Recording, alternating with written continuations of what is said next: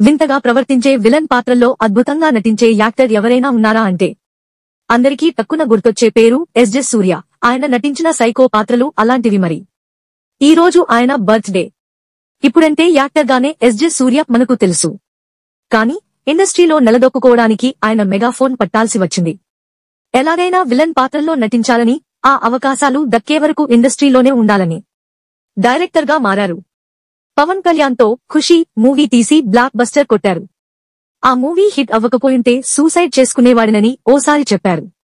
ఆ తర్వాత మహేష్ బాబుతో నాని తీసినా అది ఫ్లాప్ అయ్యింది. అదే చిత్రాన్ని తమిళ్లో తీయాలనుకున్నప్పుడు లీడ్ రోల్లో నటించడానికి ఎవరూ ఒప్పుకోలేదు. దీంతో తానే రంగంలోకి దిగారు.